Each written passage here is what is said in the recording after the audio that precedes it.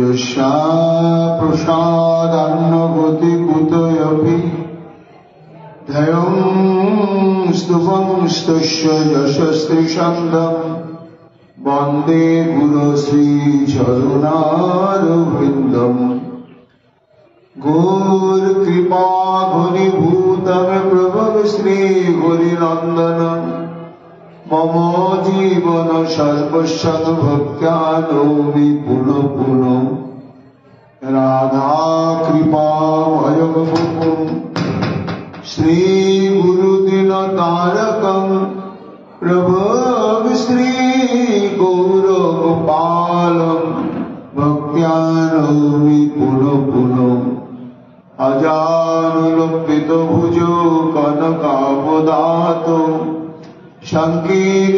संकीर्तनैकपितरो कमलायताक्षो विश्वाम्भरो द्विजवरो जुगधर्मपालो वन्दे जगत्प्रियकरो करुणावतारो आनन्दलीलामय विग्रहाय हेमावदीपच्छविसुन्दराय तस्मै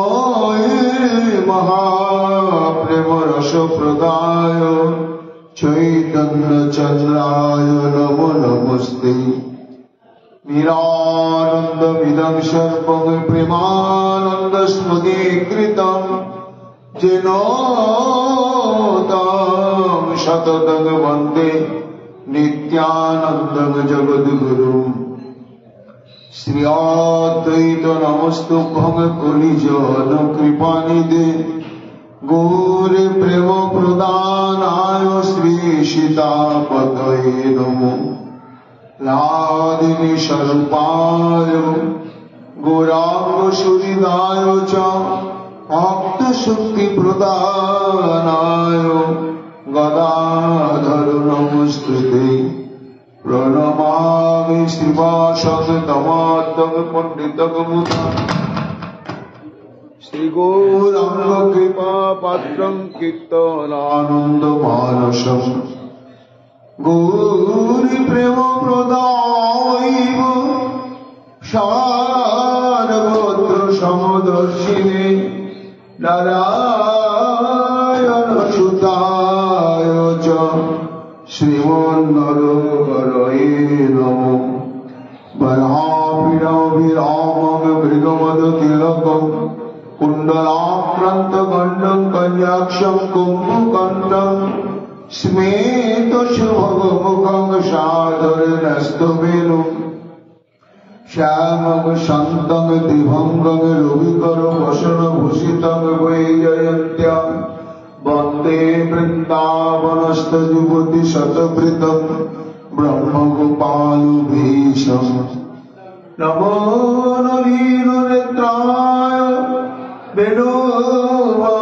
वेणुवाद्यविनोदिने राधाधर सुधापानं शालिने वनमालिने हे कृष्ण करुणा सिन्धु दीनबन्धु जगत्पते गोपेश गोपिकान्त राधाकान्त नमस्तुते मूकं करोति वाचालं पङ्गुं लङ्घयते गिरिं यत्कृपातमहं वन्दे परमानन्दमाधवं तप्तो काञ्चन गौराङ्गी राधे वृन्दावनेश्वरी वृषभानुसुते देवी तं नमामि हरिप्रिये महाभावस्वरूपातं कृष्ण प्रिया भूरिषि प्रेमी भक्तिप्रदे देवी राधिका तं नमाम्यहं वन्दे नन्दव्रजस्त्रीणां पदोर्णोऽभिघ्नशं यशाविहुरीकथादिगीतं पुराति भुवनत्रयम् বাহুর পর হরি অভালোচন শম্ভুর ভগবান মধুরায়ণী জগ প্রভয়ন্তমনুবেদমবেদবৃন্দম দৈপায়ন বিরহ গাতরয়জুহাব পুত্রেতি তন্ময়াতয়তরবয়োবিনেদুস্তম সর্বভূত হৃদয় মণিমালদস্তুতি তমাদিদেবম করুণানিধানম তমালবর্ণম শ্রীতাবতারম অপার সংসার সমুদ্র সেতুম ভয়ামহে শ্রী ভাগবত স্বরূপম বঞ্চাকল্পতরুভ্যশ্চ কৃপা সিন্ধুভ্যেব চ পতিতানাং পাবনেভ্যো বৈষ্ণবেভ্যো নমো নমো। জয় রূপ সনাতন ভট্ট রঘুনাথ শ্রীজীব গোপাল ভট্ট দাস রঘুনাথ ভক্তি ভরে বন্দি ছয় গোসাইয়ের চরণ যাহা হইতে বিঘ্ন নাশ অভীষ্ট পূরণ। জয় গৌর ভক্তবৃন্দ গৌর যাদের প্রাণ সবে মিলে দেহ মোরে নিদায় গৌর ভক্তির দান নিদায় গৌর হরি বল নিদায় গৌর হরি বল নিদায় গৌর হরি বল জয় জয় নিদায় গৌর হরি হরি বল। রাধে রাধে রাধে জয় জয় শ্রী রাধে রাধে প্রাণ রাধে রাধে রাধে রাধে শ্রী রাধে রাধে রাধে।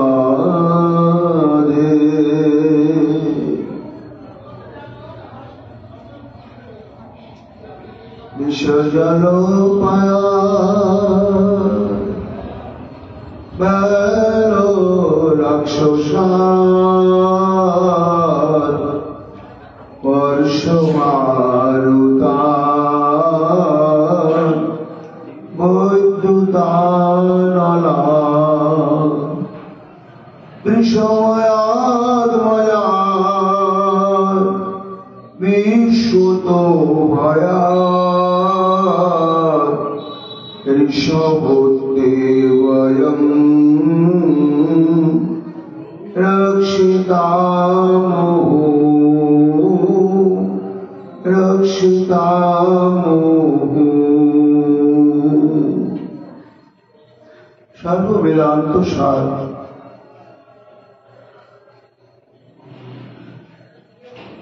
পুরাণ চক্রবর্তী চাংশ পালাবংশ কৃষ্ণস্থ ভগবান স্বয়ং সেই অনাদির আদি পরমেশ্বর শ্রী গোবিন্দের বাংময় বিগ্রহ শ্রী শ্রীমদ্ ভাগবত মহাপুরাণে দশম স্কন্ধে 31তম অধ্যায়ে তৃতীয় সংখ্যক গীত মন্ত্রে সকলে বলেছেন মহারাজ ওই দেখো কলিন্দ নন্দিনী শ্রী যমুনার বেলা ভূমিতে অরণ্যের দিকে সবাই মুখ ফিরিয়ে নয়নে চলে ভাসতে ভাসতে সুরে সুরে চন্দ্রে চন্দ্রে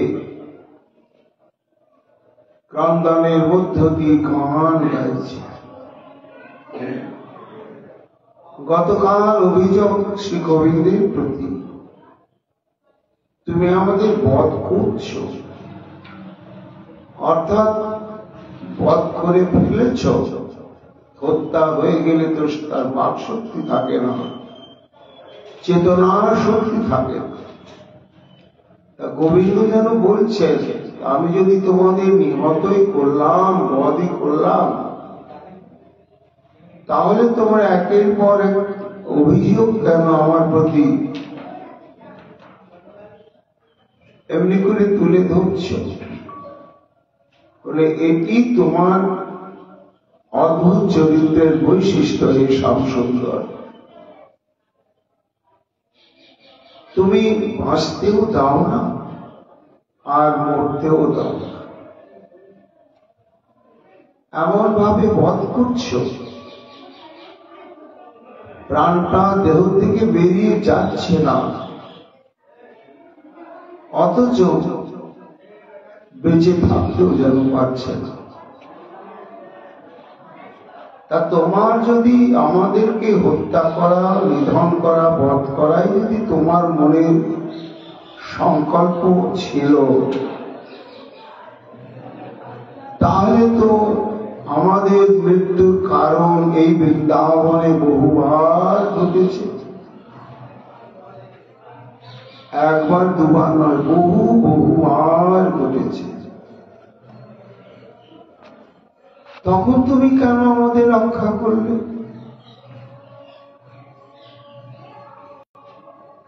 হত্যায় যদি তোমার সংকল্প থাকত, বরং তখন যদি আমাদের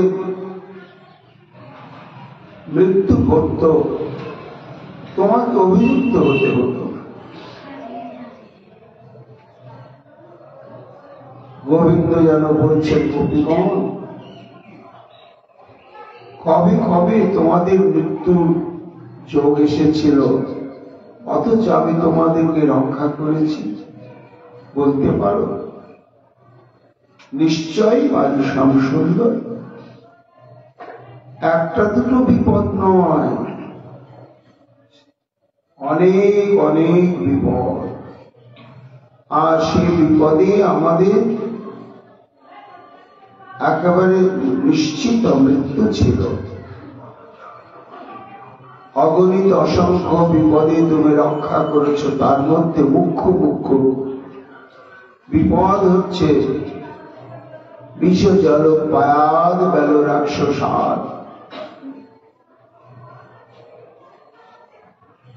যেদিন কালীয় হ্রদে তুমি জঙ্ক প্রদান পূর্বক কালীয় নামা ক্রুশ সর্পকে দমন করলে, তো কালীয় এবং কালীয় হ্রদটি ছিল স্থায়ীভাবে সমগ্র বৃন্দাবনের সমগ্র ব্রজবাসীর কাছে একটা ভয়ঙ্কর উৎপাত, মৃত্যুযোগ। রুক্মিণী বলছেন, মহারাজ, অসুর মারণ লীলা শ্রী গোবিন্দ অনেক করেছেন, তার মধ্যে গুরুত্বপূর্ণ ভাবে তাদের স্মৃতিপথে উদ্ভাসিত হল কালীয় দমনের প্রসঙ্গ। তার একটি এগুলো অনেক কারণ আছে, তার মধ্যে একটি কারণ হচ্ছে এই কালীয় দমনের দিনে গোবিন্দের পূর্বরাগ জাত হয় গোপিকা বৃন্দের প্রতি, এবং গোপিকাগণের হৃদয়ের অন্তরালে শ্রীকৃষ্ণের রূপ, গুণ, তার নাম, তার বংশোদ্ধরি শ্রবণ করে গোপীগণের যে মন প্রাণ কৃষ্ণের সঙ্গে পরিচয় লাভ করার পূর্বে শ্রী গোবিন্দের সমর্পিত হয়ে গিয়ে তারা পূর্বরাগবতী অবস্থায় ছিলেন, সেই সুমুক্ত তাদের অন্তরে যে পূর্বরাগ, যা কেউ জানত না, কৃষ্ণের প্রতি তাদের যে কত গভীর অনুরাগ, তখন প্রত্যক্ষ ভাবে তাদের মিলন হয় না। এই কালীয় দমন লীলার ঘটনাকে কেন্দ্র করে সেটি প্রকাশ পেয়েছে। কালীনাগ কবলিত হয়ে শ্রীকৃষ্ণ যখন সেই সুবিস্তৃত কালী নদের মধ্যস্থলে অবস্থান করছেন, সেই দৃশ্য দর্শন করে সমাগত আমার বৃদ্ধ বনিতা যত ব্রজবাসী, তাদের প্রাণ সংকট উপস্থিত হয়েছে। মা যশোমতী, নন্দ মহারাজ সবাই এই দৃশ্য দেখার যন্ত্রণা থেকে মুক্ত হওয়ার জন্য বারবার ছুটে ছুটে যাচ্ছিলেন বিষ বাণী পান করে বিরুদ্ধে। সেই সময় গোপীগণের অন্তরে কৃষ্ণের জন্য যে কত অনুরাগ ছিল সেটি প্রকাশিত হয়ে গেল। যত্র নন্দী বরদল প্রক্ষ কান্তিরায়ণ বলি তেরাপি মাতর বাসন রতীতি বিস্ময়।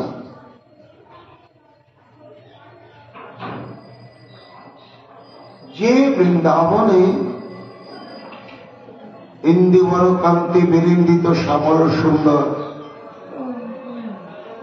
শ্রী গোবিন্দ থাকবেন না কেন? কালীও যেভাবে কবলিত করেছে শ্রীকৃষ্ণকে, তাকে ফিরে পাওয়া বড় কঠিন। এটি যদি সুনিশ্চিত ঘটে যায় তাহলে তেনাপি ব্রজবাসের রতি বিস্ময়, তাহলে ব্রজবাসের মূল্য কি? জীবন ধারণের মূল্য কি? বৃন্দাবন বাসের উদ্দেশ্যই হচ্ছে ভালোবেসে শ্রী গোবিন্দকে প্রাণ ভরে সেবা করা। উৎফুল্ল পঙ্কজ দল স্পষ্ট কান্তি বিলোচনম অপশন্ত হরিং দিনা কথম ব্রজে ভবিষ্যৎ। সুকমণি বলছে, মহারাজ বিশ্ব জলপায়া এই স্মৃতিটি তাদের আগেই উদিত হওয়ার কারণই হচ্ছে এই দিনেই তাদের অন্তরে সুগুপ্ত যে কৃষ্ণানুরাগ সেদিন একেবারে স্বতঃস্ফূর্ত ভাবে প্রকট হয়ে গিয়েছিল। নিতাই গৌর হরি বল, গৌর হরি বল, জয় মহাপ্রভু জয়।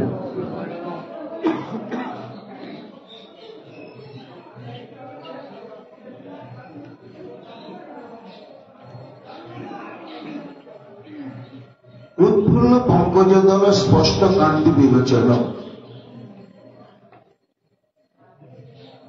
কোন কোন গোপিকা বৃন্দ কালীরাগ বেষ্টিত শ্রীকৃষ্ণের দিকে দৃষ্টি দিয়ে বলছে, দেখো দেখো সখী, সুন্দর হয় জগতের যুবকগণ কিশোরগণ, কিন্তু এই যে ব্রজরাজ নন্দন, তার অনন্য অসাধারণ বৈশিষ্ট্য কি না? উৎফুল্ল পঙ্কজদল স্পৃষ্ট কান্তি বিলোচন, কর্ণ বিশ্রান্ত, সত্য প্রস্ফুটিত, নীল শতদল বিনিন্দিত তার স্নিগ্ধ অদ্ভুত নয়ন। এমন নয়ন সৌন্দর্য মাধুর্য মণ্ডিত বদন সমন্বিত যে ব্রজরাজ নন্দন, সেই ব্রজরাজ নন্দনই যদি কালীনাগ কর্তৃক কবলিত হল, পরিণাম কি হবে কে জানে। যদি কিছু ঘটে যায় তাহলে তার অদর্শন আপশ্যন্ত হরিং দিনা কথম ব্রজে ভবিষ্যৎ। কৃষ্ণ শূন্য, শ্রী হরি শূন্য এই বৃন্দাবনে কি করে বাস করা সম্ভব হবে? আবার দেখো দেখো, অত্যন্ত মধুর আলাপ হৃদাশিস মনোধনা ন বিনা ফুল পুণ্ডরীকাক্ষং যস্যামানন্দ গোকুলম, যার মধুর আলাপে অসমন্ত মাধুর্য রূপে অপরিতাশিষমনধন আমাদের মনোরূপ মহামূল্য রত্নকে অপহৃত হয়ে গিয়েছে, সেই শ্রী গোবিন্দকে সঙ্গে না নিয়ে আমরা শূন্য সঙ্গ শূন্য হয়ে কি করে ব্রজে প্রবেশ করব না। দেখছেন অবিশ্রান্ত নয়ন জলে পরিশুদ্ধ হচ্ছেন গোপিকাগণ। সুখমণি বলছেন, মহারাজ অসুর মারণ লীলা বৃন্দাবনে অনেক ঘটেছে, কিন্তু সব থেকে মর্মস্পর্শী এই কালীয় নাম দমন লীলা প্রসঙ্গ। কেন না, এখানে কালীয়নাথকে দমন অবস্থাতেও শ্রী গোবিন্দের ধীর ললিত নায়কের যে বৈশিষ্ট্য গুণ, সেগুলো পরিপূর্ণভাবে প্রকাশিত, সেটি সর্বান্তঃকরণে অনুভব করছিলেন গোপিকাগণ। ভোগেন বেষ্টিত সাপি সর্পরাজস্ব পুষ্যত স্মিত শুভমুখম গপ্প কৃষ্ণস্যাং বিলবনে। দেখো কি অদ্ভুত, কি ভয়ঙ্কর ভাবে বেষ্টন করে শ্রীকৃষ্ণকে নিষ্পেষণ করছে কালীয়নাথ, যা সহ্য করতে না পেরে অনেক ব্রজবাসী আত্মনাদ করছে। এ মতো অবস্থাতেও স্মিত শুভমুখম গপ্প, তার ফাঁকে ফাঁকে শ্রী গোবিন্দ আমার পরম অনুরাগিনী গোপিকাগণের দিকে তাকে তাকে অন্তরের সুগুপ্ত প্রেমকে নিবেদন করছে। গোপীগণ আর আকুল বিকুল হয়ে গেল। এমন কৃষ্ণ, তার মধ্যে স্বয়ং রাধারানী। সেদিন রাধারানীর দশা কেমন হয়েছে মহাজন পদাবলিতে সেটি ব্যক্ত করেছেন আস্বাদন করে। সহচরীর সঙ্গে রায় খিতে লুটই ক্ষণহি ক্ষণহি মূলছা। কালীয়নাথ পরিবেষ্টিত হয়ে কালী হ্রদের মাঝখানে গোবিন্দ অবস্থান করছেন, আর সে মর্মান্তিক দৃশ্য দর্শনে রাধারানী আর ধৈর্য ধারণ করতে পারলেন না। তাই ক্ষণহি ক্ষণহি মূলছান, মুহুর মুহু অচেতন হয়ে পড়ছে। কুন্তল তড়ি শ্মশানে শিরভার কো পরবধিমতায়। সখীগণের কোন প্রবোধী মানছেন না রাধারানী আমার। সহস্তে কৃষ্ণকলাপকে ছিন্ন ভিন্ন করে আর্তনাদ করছে।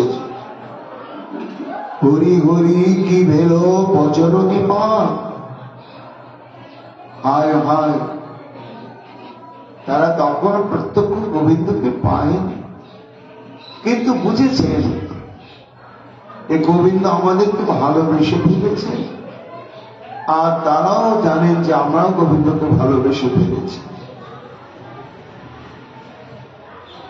এইভাবে তাদের পরস্পরের মধ্যে যে একটি প্রেম বিনিময় দশা এবং প্রেম নির্ভরশীলতা তাদের অন্তঃকরণে এসেছে। সেই সময় যদি শ্রী গোবিন্দের এমতো দশা হয়, তাই রাধারানী সেই কালী হ্রদের তীরে উথাল পাতলা নাচার পাচার করছে। কাহে লাগি কালিন্দী বিশ্বজলে পৈঠল, সবুজ জীবন না। কে তাকে ব্যথা দিলে, আঘাত দিলে? তাই পরিকল্পিত ভাবে নিজে নিজেই যেন এই কালী হ্রদে এসে এই ভয়ঙ্কর উগ্র বিষধারী কালীয়নাগ কর্তৃক আক্রান্ত হয়েছে। চৌদিকে সবহ রমণীগণ রৌবত, লোর হয়ে মহি বই যায়। আহা, সমস্ত সখীগণ ধৈর্য হারা হয়ে সান্ত্বনার ভাষা খুঁজে পাচ্ছেন না রাধারানীর প্রতি, তাই তারাও নয়ন জলে ভাসছে।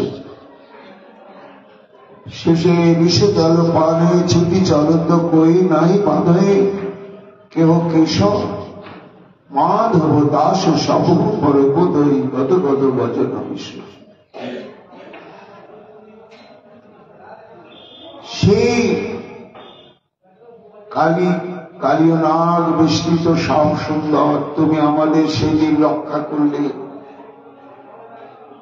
বিষ জল আমরা বিষ জল পান করতেছিলাম এবং দীর্ঘস্থায়ী উৎপাতের হেতুটি ছিল কালীয়নাগ এবং কালীয়নাগ। তুমি কালীয়নাগকে দমন করে কালীদহের জলকে অমৃত মহাতীর্থ পরিণত করে সমগ্র বৃন্দাবন তথা তার মধ্যে আমাদেরকে তুমি কৃতজ্ঞতার্থ করবে। ব্যাল রাক্ষসার ভয়ঙ্কর মহাশক্তিশালী কংস প্রেরিত অসুর অঘাসুর, সে বিশাল আকৃতি এক সর্প রূপ ধারণ করে সে তার মুখটাকে এমন ভাবে বিশাল করলে দেখে মনে হচ্ছে পর্বত গুহা। সমস্ত সখাগণ যখন তার উদরের মধ্যে প্রবেশ করলে দেবতাগণ হায় হায় করে উঠেছিলেন, আত্মনাদ করে উঠেছিলেন, এখন কেন? এবং এই সংবাদে সমগ্র ব্রজবাসী গণেরও প্রাণান্ত দশা প্রাপ্ত হয়েছে। আম সুন্দর, সেদিনও কিন্তু আমাদের একটা মৃত্যুর ঘটনা যোগ এসেছে, তুমি রক্ষা করবে।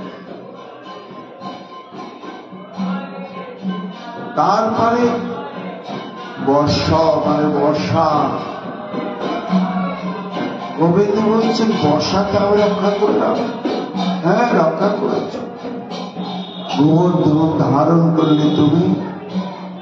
দেবরাজ ইন্দ্র প্রধানমত্ত হয়ে যখন প্রলয়কালীন মেঘবৃন্দকে বর্ষণের জন্য আদেশ প্রদান করলে, তখন সমগ্র বৃন্দাবনে কি বর্ষণ, কি শিলাবৃষ্টি।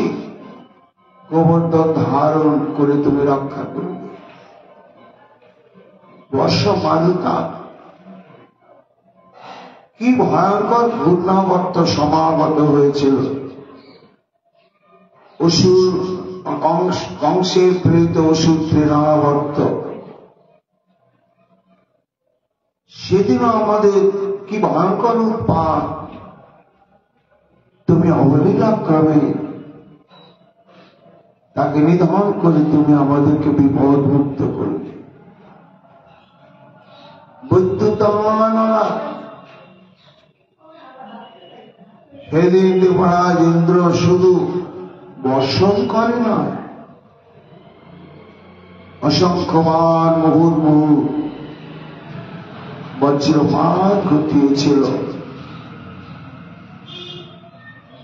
ইত্থান ভগবতা গুপ্তা মেঘ নির্মুক্ত বন্ধনা নন্দ গোকুল মশারই বিরায়মা সুরসোজা। সমুচিত শিক্ষা দেওয়ার জন্য দেবরাজ ইন্দ্র প্রলয়কালে মেঘবৃন্দকে বন্ধন মুক্ত করে আদেশ করেছিল বর্ষণের জন্য। বিদ্যুৎ মানা বিদ্যুৎ স্তনন্তম স্তনয়িতুভি তীব্রে মরুদ ঘনয়ের বন্যা বা পৃষু জলসাধা। সেদিন কেমন ভয়ঙ্কর আমাদের বিপদ সমাগত হয়েছিল মাধব। বিদ্যুতে প্রচন্ড ঝড়কানি তাপ, তারপরে তার ভয়ঙ্কর কর্ণ বিদারণকারী গর্জন, তাতে ভয়ঙ্কর শিলাবৃষ্টি। সেই সময় একমাত্র তুমি রক্ষা করবে। অনুরাগ দুবার দাবানল প্রচলিত হয়েছিল বৃন্দাবন। একবার কালী দমনের রাতে, গভীর রাত্রিতে আর কেউ স্বগৃহে ফিরে যেতে পারলে না। সে কালীদহের তীরেতেই রাত্রি যাপন করছিলেন। সেই সময় ভয়ঙ্কর দাবানল প্রচলিত হয়েছিল। তদা শুচি বনদভূত দাবাগ্নি সর্বত ব্রজম শুদ্ধ নিষিদ্ধ আবৃত্ত প্রদত্ত উপচক্রমে। তারা তো খুবই ছিলেন।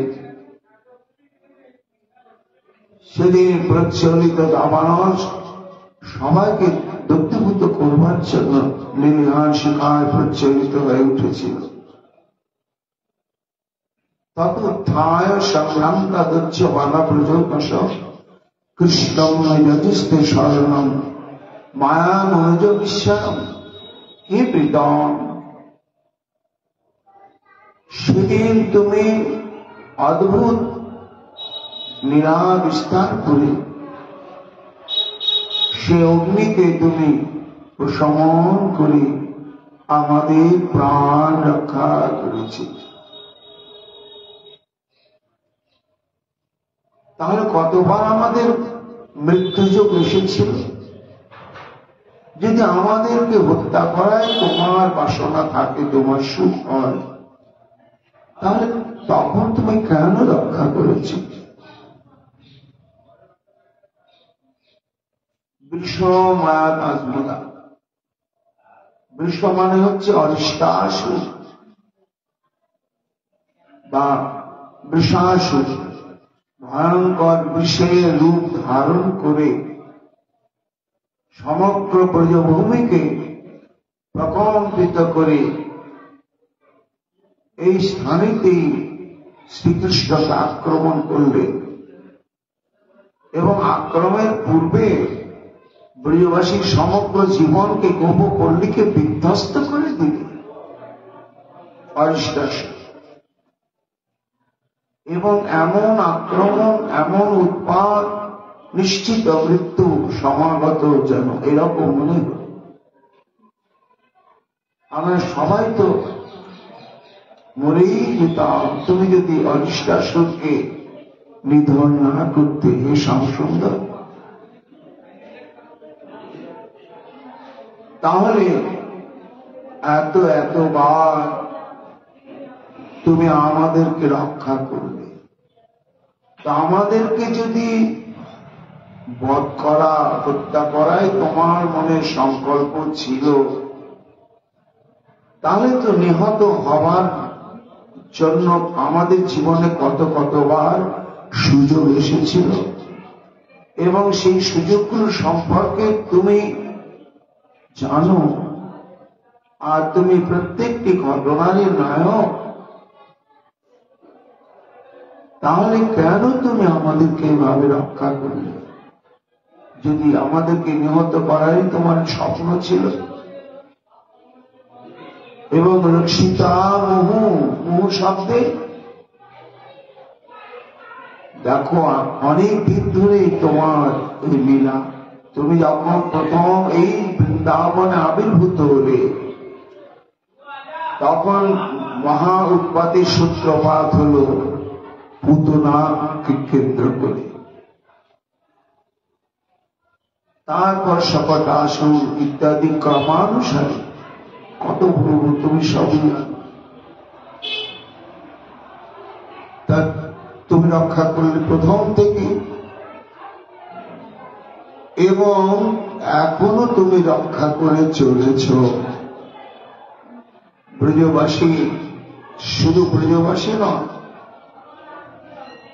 ব্রজের গোমাতা বৃন্দ যদি কখনো বিপদাপন্ন হয়ে পড়ে, তুমি আর স্থির থাকতে পারো না, সবাইকে উদ্ধার করো।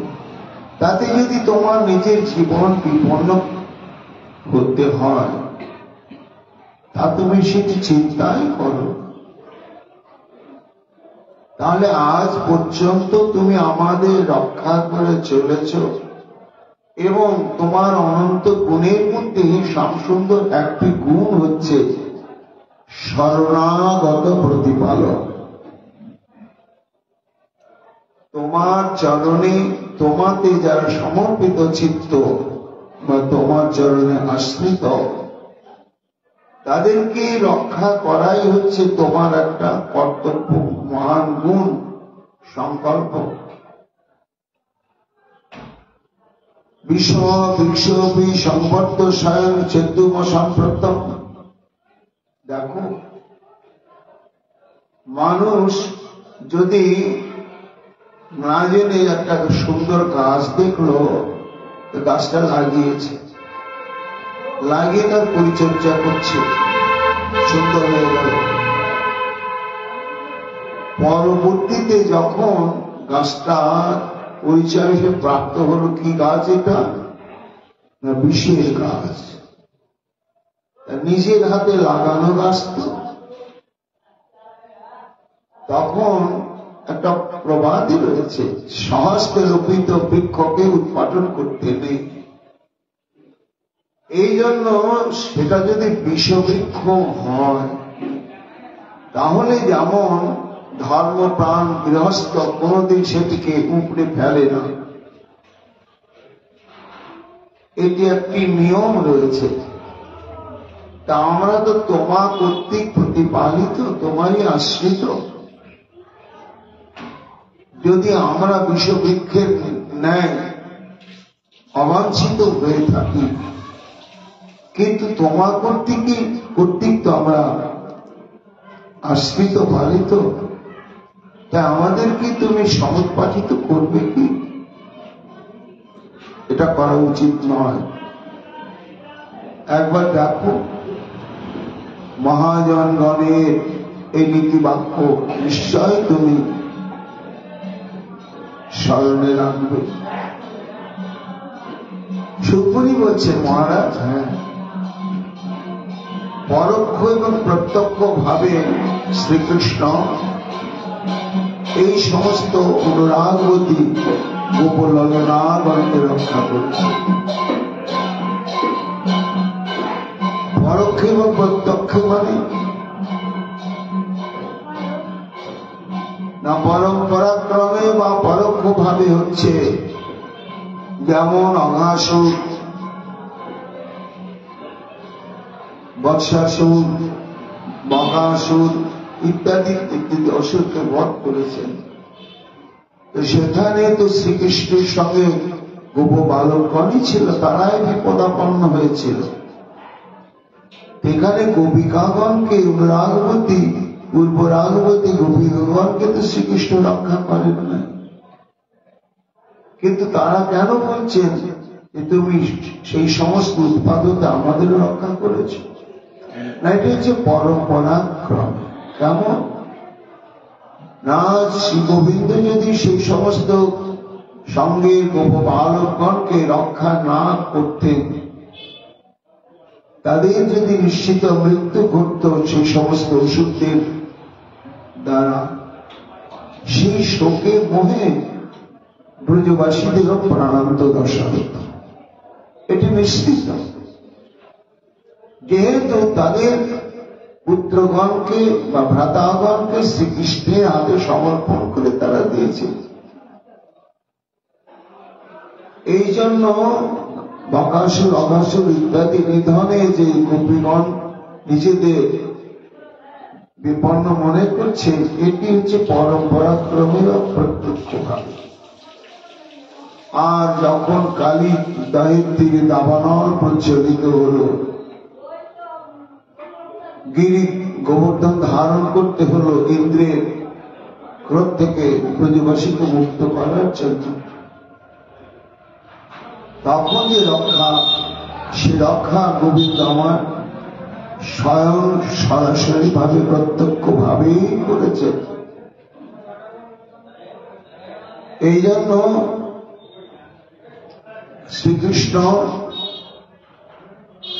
সর্বসাধারণ ভাবেই এইভাবে উদ্ধার করেছেন। তাই আজ গোপিকাগণ কাঁদতে কাঁদতে বলছেন যে এতবার তুমি আমাদের মৃত্যু থেকে রক্ষা করেছ, সব সুন্দর, এখন কেন রক্ষা করছ?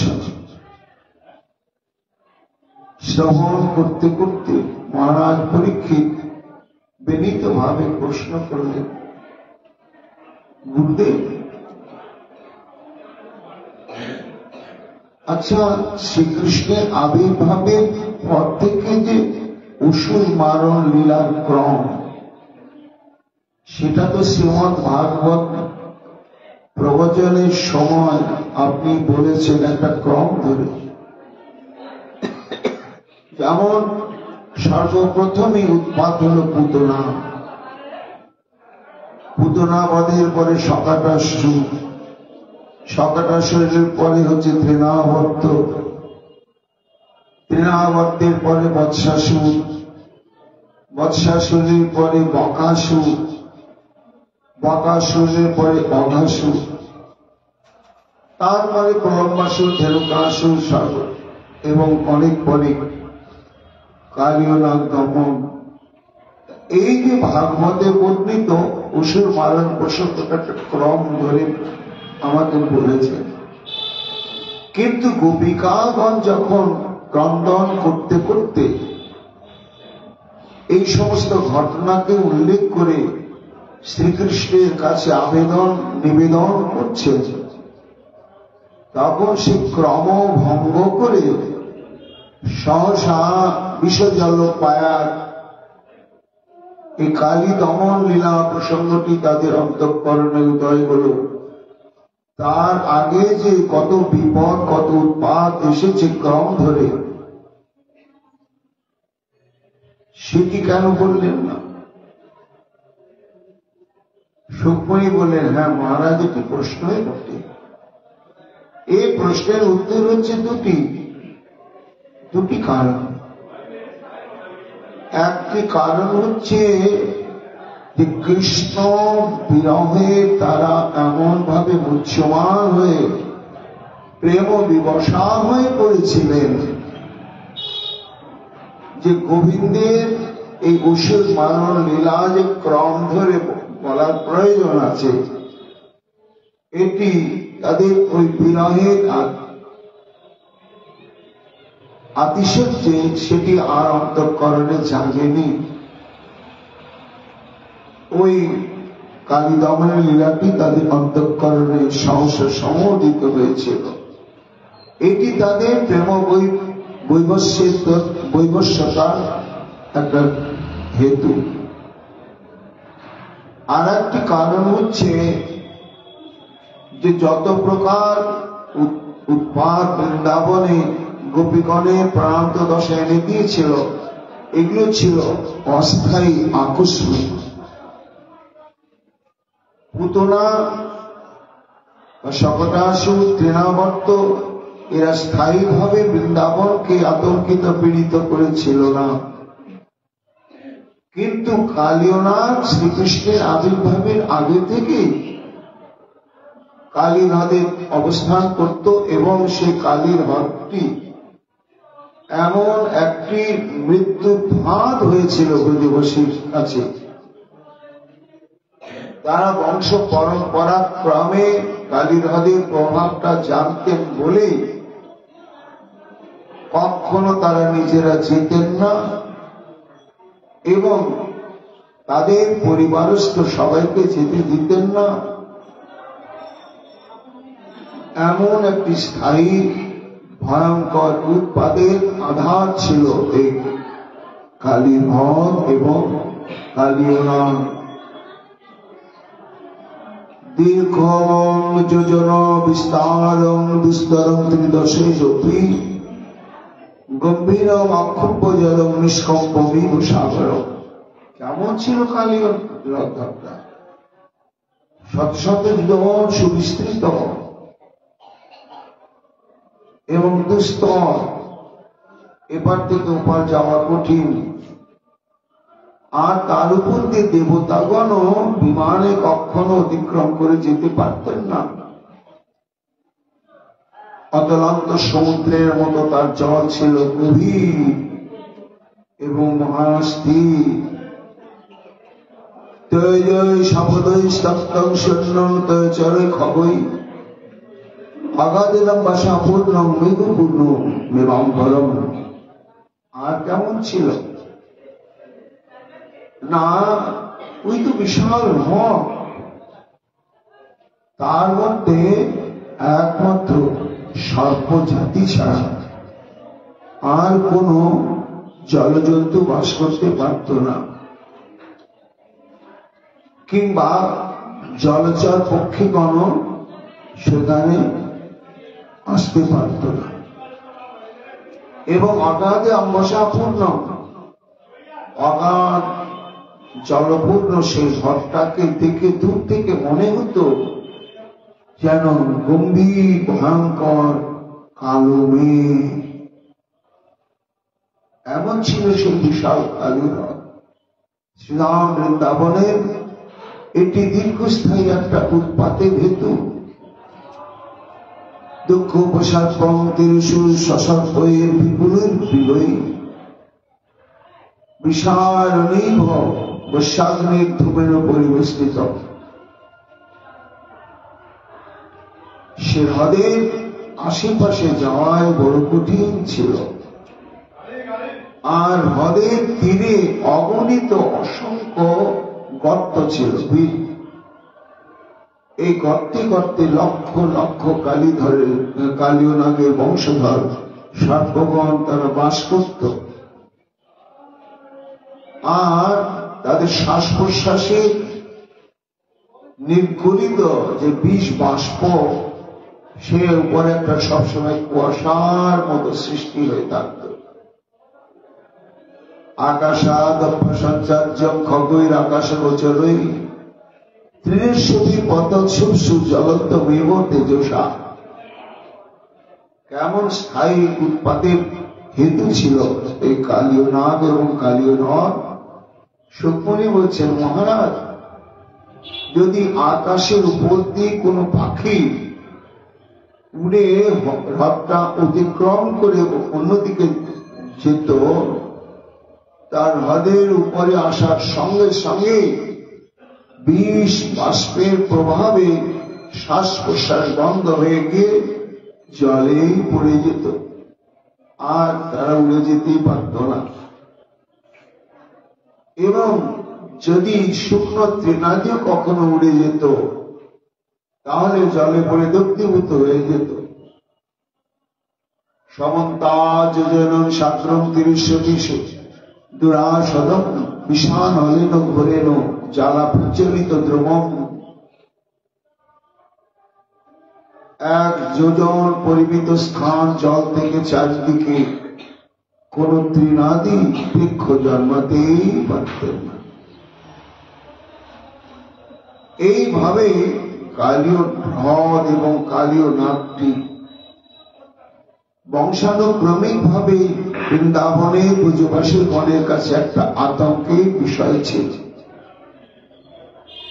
সুকমণি বলছে, সেই জন্য অন্যান্য অসুরগণ হচ্ছে আকস্মিক, আর স্থায়ী উৎপাদের কেন্দ্রই ছিল এই কালীয় হ্রদ এবং কালীয় নাগ। সেই জন্য এই সমস্ত গোপিকাগণের অন্তঃকরণে ওই প্রথম কালীয় নাগ কালীয় হ্রদ প্রসঙ্গটি উদ্ধৃত হল। তাই বললে বিশ্বজল কায়াদ গেল রাক্ষসাদ বর্ষমান পুতা। পরীক্ষিত মহারাজ বললেন, তা গুরুদেব, তবে আরো একটি যে প্রশ্ন, আবার কি প্রশ্ন? না, এই যে গোপিকাগণ বললেন বিষমায়াত মজা, অর্থাৎ শোভাসুর বা অরিষ্টাসুর আক্রমণ করেছিল বৃন্দাবনে, তখন তুমি রক্ষা করলে। আর বৌমাসুর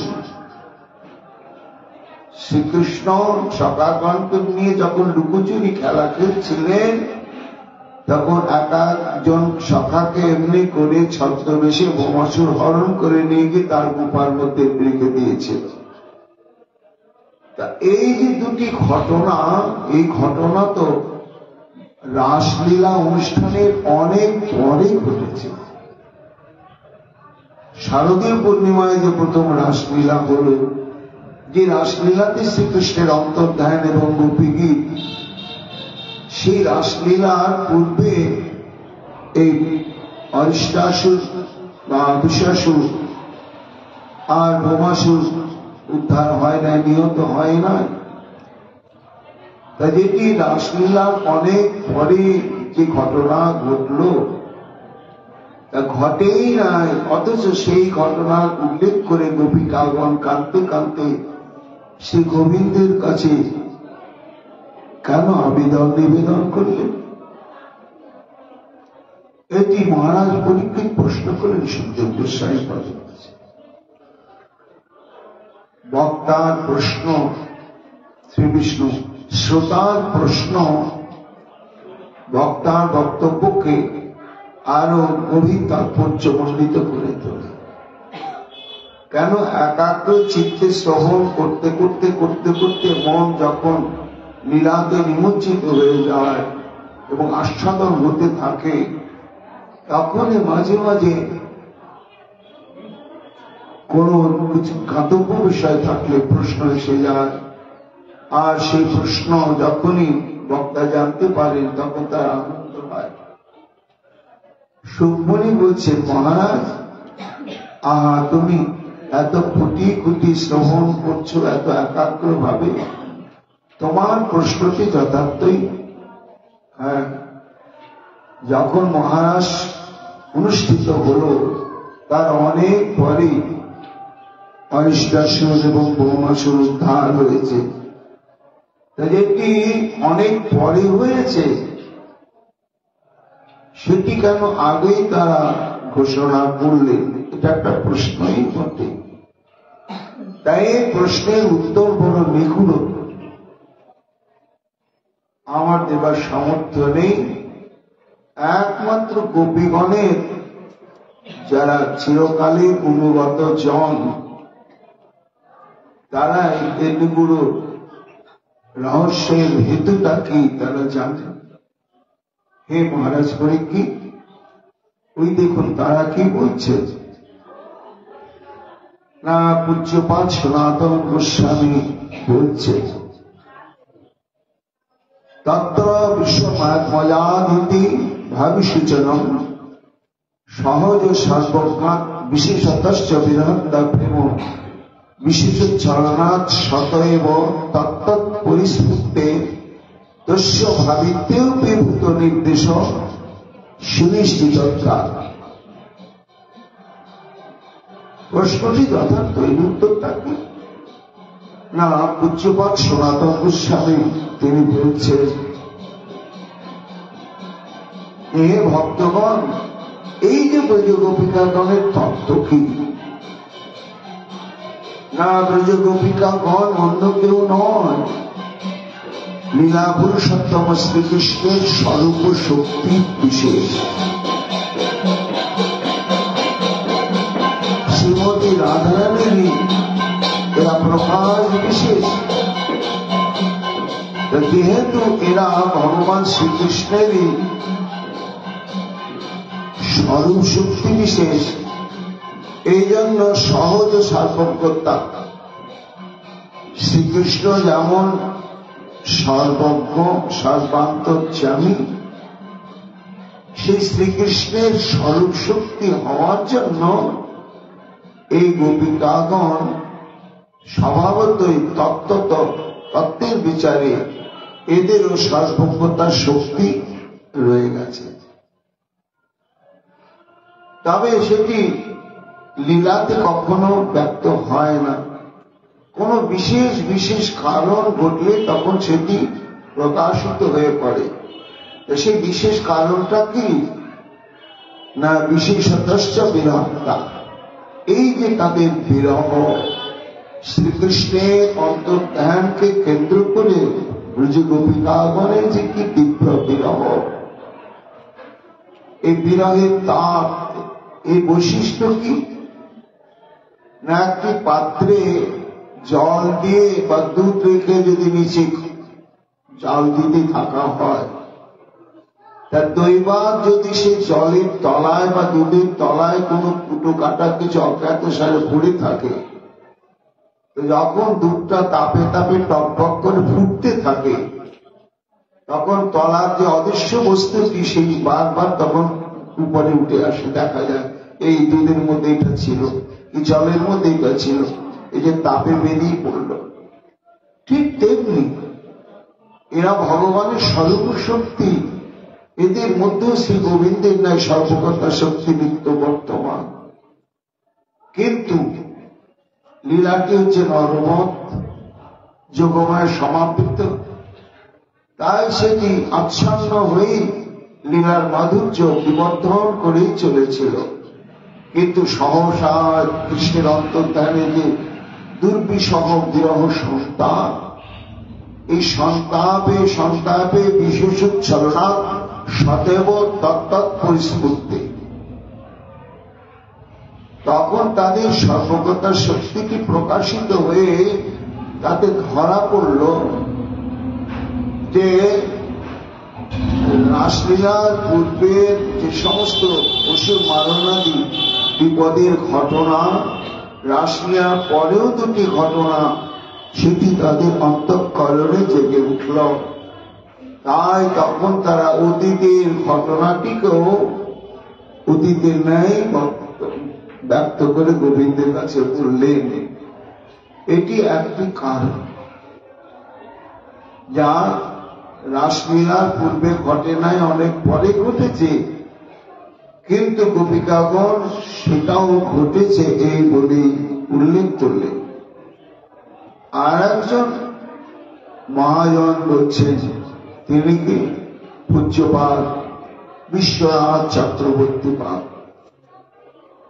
অরিষ্ট ভৌম বধস্য ভাবিত্যপি গর্গ ভাগুর্যাদি মুখত কৃষ্ণ জন্মপত্রাং শ্রবণস্য ভূতত্বেনৈব ভূত নির্দেশ। আর একটি কারণ সম্পর্কে বিশ্বনাথ চক্রবর্তী পাদ বলছে যে, ভক্তগণ, শ্রীকৃষ্ণ যখন আবির্ভূত হলেন বৃন্দাবনে, তখন গর্গাচার্য, জ্যোতিষাচার্য গর্গাচার্য এবং ভাগুরী মুনি এবং সমসাময়িক আর সমস্ত মুনিবৃন্দ শ্রীকৃষ্ণের জন্মপত্রী রচনা করলেন। রাশি, নক্ষত্র, তারিখ, পক্ষ, দিন, মুহূর্ত, ক্ষণ, যোগ সমস্ত বিচার করে, অর্থাৎ কুষ্টি করলেন। তো যেমন জ্যোতিষীগণ কুষ্টি করে যেমন বলে দেন কতদিন বাঁচবে, কত বয়সে কি কি ঘটনা ঘটবে, জ্যোতিষ শাস্ত্রে এটা বের করা যায়। তা এই গর্গাচার্য, ভাগবতী মুনি প্রভৃতি ঋষিগণ তারা শ্রীকৃষ্ণের জন্ম লগ্নে গণাপনা করে একেবারে এই পুতনা পথ থেকে যে কি কি ঘটনা ঘটবে গোবিন্দের জীবনে, তার একটি ঠিকুজি জন্মপত্রী প্রস্তুত করেছিলেন এবং সেটি ব্রজবাসীগণকে শুনিয়েছিলেন। চক্রবর্তী পাদ বলছেন যে এই সমস্ত গোপিকাগণ, কৃষ্ণ রাগিনী গোপিকাগণ, তারাও এই সমস্ত ঘটনা জানতেন যে শ্রীকৃষ্ণ বোমাসুর এবং অরিষ্টাসুর নিধন করবে। এই যে তারা জেনেছিলেন, সেই জানা বিষয়টি ঘটে নাই, কিন্তু আজকে তীব্র বিরহে প্রতপ্ত অন্তঃকরণে সেটি উল্লেখ করে গোবিন্দের কাছে বলছে যে তখনও তো আমাদের মৃত্যুর ঘটনা ঘটেছিল, কিন্তু তুমি তো রক্ষা করেছিলে যে শ্যামসুন্দর, তাহলে কেন তুমি আমাদের রক্ষা করছো না?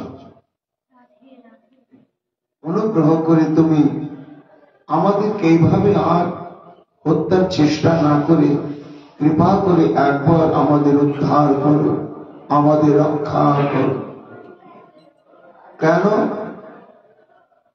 না? আশ্রিত জন, শাস্ত্রে আছে আশ্রিত জন যদি দোষীও হয় তাহলে তাকে কখনো পরিত্যাগ করা যায় না। নয়নের জলে ভাসতে ভাসতে একের পর এক এমনি করে কত প্রকার যুক্তিজাল বিস্তার করে তারা শ্রী গোবিন্দের দর্শন প্রার্থনা করছেন গোপিকাগণ। গোবিন্দ যেন বলছেন, আচ্ছা বারবার যে আমাকে বলছো তোমাদেরকে বাঁচানোর কথা, কিন্তু শোনো গোপীগণ, একটা বাস্তব ঘটনা বলছি। এক মানুষকে মেরে ফেলা বা কষ্ট দেওয়া, কদর্থনা দেওয়া যত সহজ, একটা মরা মানুষকে মেরে ফেলা মানুষকে বাঁচানো অত সহজ নয়। বিপদে ফেলে দিয়ে বিপদাপন্নকে রক্ষা করা অত সহজ নয়। কাজে যে কোনো কারণেই তোমরা এখন মরণ সংকটে পতিত হয়েছ, বা তোমরা আমার দিকে অভিযোগের তীরটা ছুটছ যে তোমাদের মৃত্যুর কারণ আমি, তো যাই হোক, তা মৃত্যু ঘটানো যত সহজ, পুনর্জীবিত করা তত সহজ নয়। কাজে কেন তোমরা আমাকে বারবার অসম্ভব এবং অবাস্তব এই আবেদন নিবেদনটি রাখছ? তার উত্তরে গোপিকাগণ বলছেন, হে শ্যামসুন্দর, নহি জীবয়িত পরিশ্রম স্তব দুরস্থিত জীবিতাহীন। না, তুমি যেমন আমাদেরকে অনায়াসে এইভাবে হত্যা করছো, এটা যেমন তোমার কাছে একটা স্বাভাবিক ঘটনা, সহজসাধ্য ঘটনা, তেমনি আমাদেরকে জীবিত করাও তোমার কাছে তো সহজই। যদি বলো কি সহজ না? নয় জীবয়িত পরিশ্রম স্তব দুরস্থিত জীবিতাহীন, আমাদেরকে পুনর্জীবিত করা তোমার পরিশ্রম সাপেক্ষ ঘটনা নয়। আমরা যত দূরেই থাকি না কেন, তব দর্শন এব তদ্ভাবে তৎকৃত্যে নো নহি জীবিতং ফলম। আমাদেরকে জীবিত করার প্রচেষ্টা কষ্টকর নয় হে শ্যামসুন্দর, অতীব সহজ। যদিও আমাদের থেকে তুমি অনেক ব্যবধানে রয়েছ, বা তোমার থেকে আমরা অনেক ব্যবধানে রয়েছি, তবুও বলছি সহজ কেন জানো না? একটু নয়নের সম্মুখে এসে তুমি দর্শন দাও, তোমার দর্শনটাই হবে আমাদের জীবন। কেন না? আমাদের মরণ এবং বাঁচন তোমার দর্শন অদর্শনের উপরই নির্ভর। তোমার দর্শনটাই হচ্ছে আমাদের কাছে বেঁচে থাকা, আর তোমার অদর্শনই হচ্ছে আমাদের মৃত্যু। সুকমণি বলছেন, মহারাজ কৃষ্ণ রাগিনী গোপীগণ জগৎকে জানাচ্ছে, ভজন করছে, তাকে পাবার জন্যই, তাকে দেখবার জন্য। ভজন করতে করতে মাদেশ্বর কর্মফল ভোগী জীব, ভজন না ভজনের অভিনয়। দর্শন তো দূরের কথা, স্মরণের ভূমিতেও যে তাকে একেবারে স্বচ্ছ স্থির অচল সাক্ষাতের ন্যায় অনুভব করব, সেটি সুদূর পড়া হতো।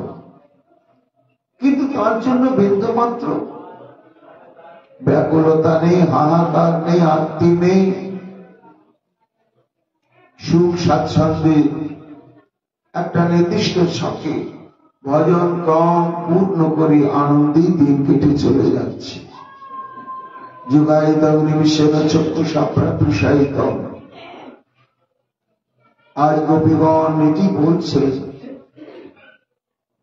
যে যদি ভজনের পূর্ণতা তো তাকে পাওয়াতে, তার দর্শনে নাই বা পেলাম, একটু শুধু দর্শন মাত্র, তাই যদি না হলো তাহলে কিসের সুখ, কিসের স্বাচ্ছন্দ্য, নিজের দেহ ধারণের প্রচেষ্টা। গোপীগণ সেই দৃষ্টান্তে তুলে ধরছে। কি হাহাকার! হে প্রীতম, হে প্রাণবল্লভ, আশ্রিত জন যদি অত্যন্ত দোষীও হয় তাহলে তাকে কখনো পরিত্যাগ করতে নেই। যদি বলে যে তোমাদের কথা আমাদের কথা নয়, এটি মহাজনেরই কথা, শাস্ত্রের কথা। দোষা কলোপি কুটিলোপি কলঙ্কিতোপি মিত্র অবসর সময়ে বিহিত উদয়োপি চন্দ্রং তথাপি গিরিশ শীর্ষা বিভক্তি নৈবা স্মৃতিষু গুণদোষ বিচারণাস্যা। ওই দেখো ভোলেনাথ শ্রীমন মহাদেব কত আদর করে যত্ন করে মস্তকে চন্দ্রকে ধারণ করে রেখে দিয়েছে। কিন্তু চন্দ্রের কতগুলো দোষ, সে দোষাকর, দোষের সমুদ্র। তার ভয়ঙ্কর দোষ হচ্ছে গুরু পত্নী হরণকারী, যা ভাবা যায় না। পরনারী তো হরণ তো ভয়ঙ্কর পাপ, আবার তার মধ্যে আরো ভয়ঙ্কর পাপ হচ্ছে গুরু পত্নী হরণকারী। দ্বিতীয় হচ্ছে কুটিল, চাঁদ পাকা, সোজা নয়। আবার কলঙ্কিত, তাতে আবার কলঙ্ক আছে। এবং মিত্রাবসানের সময় বিহিত উদয়পি, আবার সবসময় একরকম থাকে না। সূর্য অস্ত হলে তখন তার অস্তিত্বটি পরিস্ফুট হয়, আর সূর্য উদয় হলে তাকে দেখা যায় না। তো এতগুলো যার দোষ, কিন্তু সে শ্রীমন মহাদেবের চরণে শরণাগত হয়েছিল কায় মনোবাক্যে। এই যে মহাদেবের চরণে শরণাগত হয়েছিল, আর শ্রীমন মহাদেব তাকে চরণে ঠাঁই দিয়ে আশ্রয় দিয়েছেন, তা এই আশ্রয় প্রদানের ক্ষেত্রে চন্দ্রদেবের এতগুলো যে দোষ, সেই দোষগুলো কখনোই মহাদেব বিচার করে নাই। কেন করে নাই? তিনি জানেন যে আমার চরণে এরা এই আশ্রিত হয়েছে। তাই শ্যামসুন্দর, আমরা তো তোমারই এবং তোমার চরণে আশ্রিত। কেমন আশ্রিত? যেমন জলের আশ্রয়ে মৎস্য থাকে, জল থেকে সরিয়ে নিলে তার প্রাণ আর বাঁচে না। তোমার সঙ্গে আমাদের সম্পর্ক তেমনি। তাই আমাদের কিচ্ছু চাওয়া পাওয়া নাই, একটু ছোট্ট প্রার্থনা, দৃশ্যতাম, একবার কি তুমি আমাদের নয়ন সম্মুখে এসে তোমার ত্রিভঙ্গ বঙ্কিম সে মধুর মূর্তিখানিকে নিয়ে একবার দাঁড়াও। কোন গোপী তবে ব্যাকুল অন্তরে ভিখারি কাঁদিয়া কয়, ব্রজবাসী সবে প্রাণে বাঁচাইতে স্বভাব তোমার হয়। কালীয় নাগের বিষেতে দূষিত কালিন্দী অগাধ চলে, ঝাঁপ দিলে প্রাণ তুচ্ছ করিয়া বাঁচাতে সখার দলে। ব্রজের সবার বিনাশের তলে ইন্দ্রবজ্র হারিলে, গিরিরাজে তুমি বাম করে ধরি সবার জীবন রাখিলে। অর্থাৎ ব্রজবাসীকে রক্ষা করাই যেন তোমার জীবনের ব্রত সাবসত্য। তা তোমার সেই প্রতিজ্ঞা, তোমার সেই ধর্ম, তোমার সেই ব্রত আজ আমাদের ক্ষেত্রে কেন নীরব নিষ্ক্রিয়? শ্রীরাম সুদাম শাখা সমুদয় গরশীল জব অগজবে, তাহার উদরে প্রবেশ করিয়া মারিলে বাঁচালে সবে। বিশ্বপমাসুর আর কত কত অসুরের নাশ করি, রাখিলে জীবন মোদের সমান পুরুষ প্রধান বলি। এবে কেন তবে হর প্রাণ সখা ঘাতকের ন্যায় কর্ম, বাঁচায় জীবন আসিছে এখন বুঝিতে নারজ মর্ম।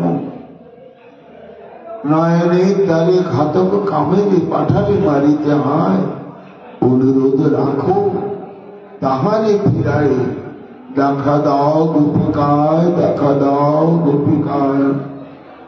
বলতে বলতে আবার কৃষ্ণ বিরহ বিদুরা গোপিকাগণ, তাদের সম্মুখে শ্রীকৃষ্ণের আরো এক অদ্ভুত লীলা প্রসঙ্গ সমদিত হল, মাধুর্য প্রসঙ্গ সমদিত হল। এইবার সেই মহিমাকেই অবলম্বন করে তার পরবর্তী গীতে ব্যক্ত করবেন। আগামীকাল আমরা তা শ্রবণ কীর্তন করব। গোপী গীত এখনকার মতো এখানে বিশ্রাম হচ্ছে। সদা গায়ং গায় মধুরতর রাধা প্রিয় যশ সদা সন্তানন্দা নবরস রাধার উদ্দি কথা, সদা স্থায়ং স্থায়ং নবনির্মিত রাধার উদ্দীপনে, সদা ধ্যায়ং ধ্যায়ং দিবস বিধি রাধা পদসুধা।